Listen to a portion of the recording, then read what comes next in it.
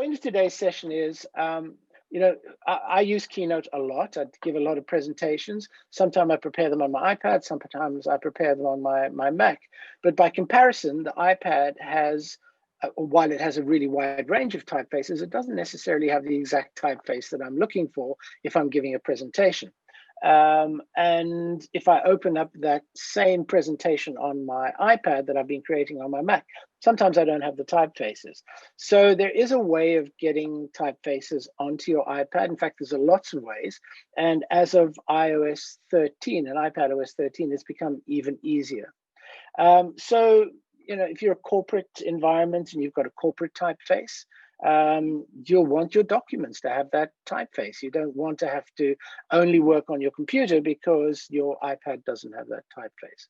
So what we're going to go through today is a number of different ways of getting fonts onto your iPad. So let's get straight into it. Excuse the mess on my desktop. I'm usually pretty particular about how I present, but there we go. Okay, some apps have fonts pre-installed on them, which are over and above the system fonts. If we go to our general settings and I go fonts, you'll see that I've got some fonts that are installed and others which you can't see from here, which are part of the operating system. So if I was to go to, let's say, Keynote, and I was to select some text and go to my format button, you'll see that I've got quite a lot of fonts, but you can see over here, the little info button over here shows me that this presentation that was edited on an iPad, edited and created on a Mac, doesn't have a couple of fonts on there. That used to be our old corporate typeface, and so on. So this is a problem for me because if I present this presentation and go down to here, for example, the word demo, I have a much softer typeface. I'm not too crazy about this one. So I use the typeface hedge backwards for this. So how do we get these fonts onto here? Well, let's first have a look at some of the apps that have pre-installed fonts. Book Creator is one of them. So if I open up this book, which I've been working on, I can select this text file. I can go to my info palette, which is the same as my formatting palette in on Pages or Numbers of Keynote. And if I type font, you'll see that they've included all of these typefaces, including something called Open Dyslexic, which is designed for kids with dyslexia or people with dyslexia. And that's because this is a book creation app, and they want you to have it's aimed at schools. They want you to have a whole bunch of typefaces at your disposal so that you can make books that differentiate themselves from anybody else's book. But they only appear inside this app. If I click on System Fonts, here you'll see the traditional fonts that come with the iPad. There are one or two that I installed as part of the demo this morning when I was prepping for the demo.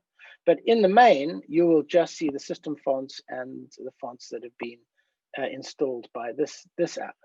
So what if I want to install my own fonts?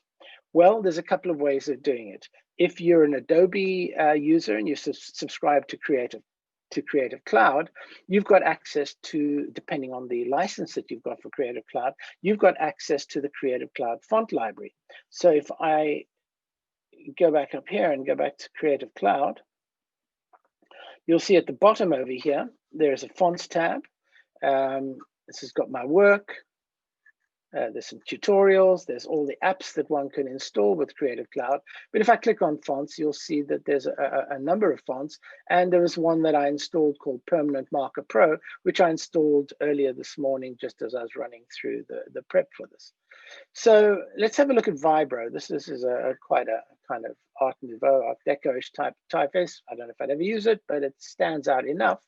So let's click on the font family and say, yeah, I'll take this, I'll install it. So if I click plus, you'll see it start to rotate. I've got the little cloud icon and it says, do I want to install the fonts? It says fonts installed by Creative Cloud will be available for use by other apps, which is really nice because now these aren't just available for my Adobe apps like Photoshop and Illustrator and Sparkle and so on. I can install them and access them from my other from my other apps. So if we go backwards now and I have a look, you can see that's installed. So let's go to Keynote again. And if I wanted the word demo to be in that typeface, I would just go to my formatting palette, choose font, and let's go down to the V's, and there's Vibro. And now I've installed the typeface, which is wonderful. Now, it couldn't be simpler. However, it does require an Adobe Creative Cloud license, which doesn't necessarily come cheap, and that's not something that everybody does. So that is the simplest way, particularly if you're a designer and you're using Photoshop and you want to be using your iPad to draw with in Photoshop or illustrations, go backwards and forwards to your desktop and your Mac. You want to make sure you've got the same typefaces. This is possibly the easiest way of doing it. Okay, so what's the next option? The next option is to go to the App Store. So if we go to the App Store, you'll see if we search for fonts, delete this, there are a lot of apps that will allow you to install fonts onto your computer. Typically, some of the fonts might be free. Other ones might be purchasable. So a lot of them might have, you can see over there where it says get, you see in-app purchases. So if we click on this one, how's this one does? Yeah, it's pretty good reviews. And if we download it, we'll be able to have a look through the fonts, and some of them may be free, some of them may be purchasable. I installed one called Font Diner. So let's have a look at Font Diner, and maybe it'll reset my, my keyboard to make it work. Font Diner, there we go, here's Font Diner. So Font Diner is quite nice because it's got a bunch of retro typefaces.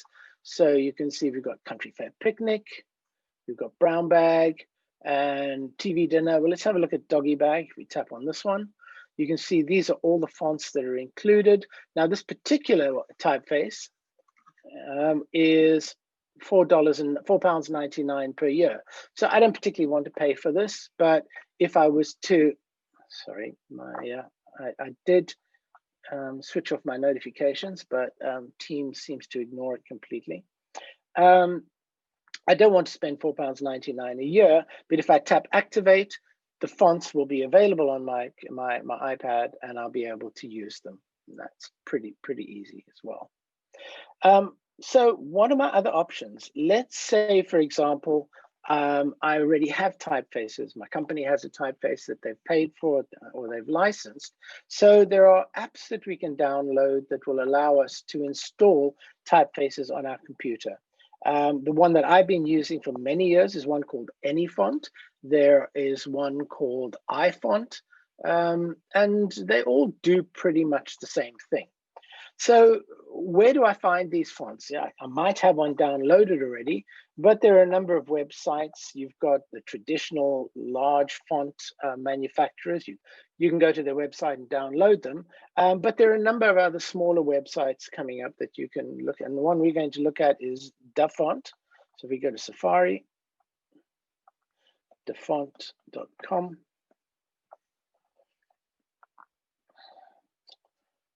And here you can see there's a variety of typefaces. We can view them by families or kinds. You've got fancy, you've got foreign, you've got techno, you've got bitmap, Gothic, basic, sans serif, scripts, and so on.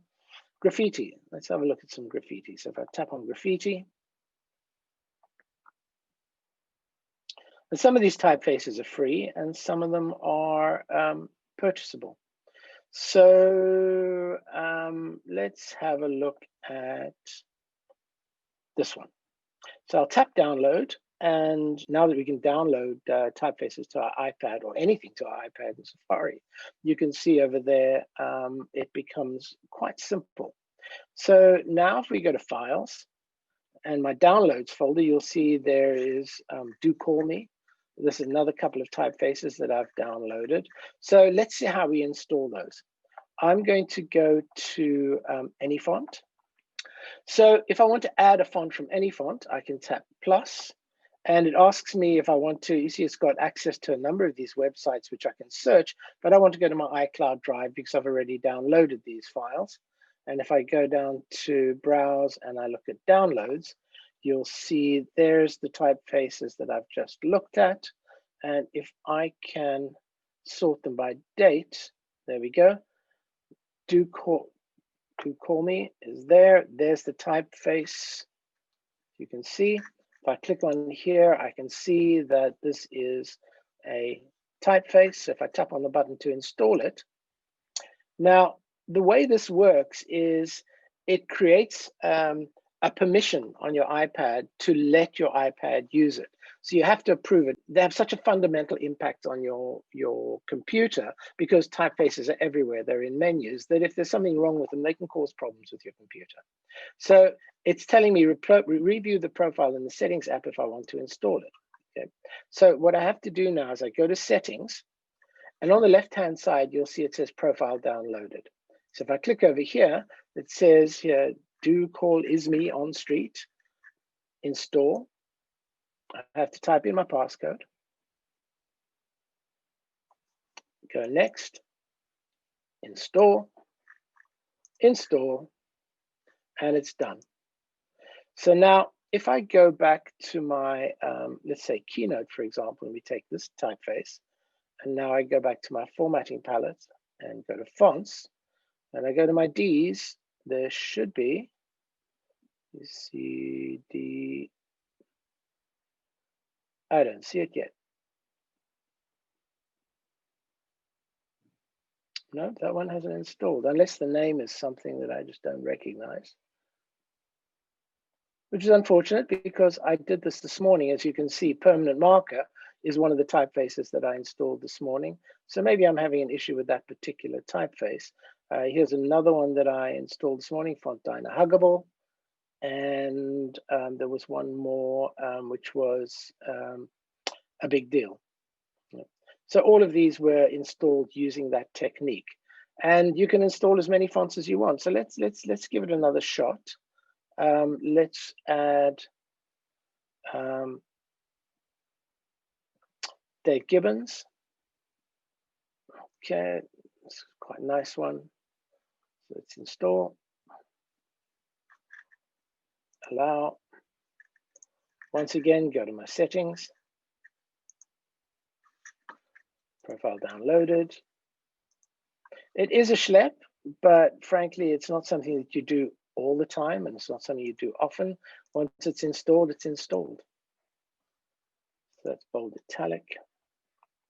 Okay, let's go back to my Keynote and see whether or not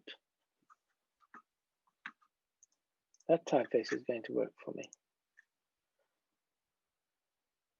There we go, CC Dave Gibbons. And there's that typeface. So quite a simple process. It's possible that the name of that font is somewhere else in the list, and I'm just not recognizing it because Dave Gibbons doesn't come up as Dave Gibbons. It comes up as CC Dave Gibbons. That's just the way they've named it. So really, that's the process of installing fonts. I think fonts are lovely. They make it possible for you to set the tone of your document before anybody's actually started to read a word. It allows you to apply all sorts of critical thinking about how you want to deliver your message, and sets up the mindset of the viewer to hopefully get them in the right frame of mood to read your document in the way that you want to before they've even read a particular word. So really, that's all there is to installing fonts on your iPad. So thanks for joining us. And hopefully we'll see you next week before we wind down for the end of the year. Okay. Thanks. Okay. Take care. Stay safe. Thanks a lot. Bye. Bye.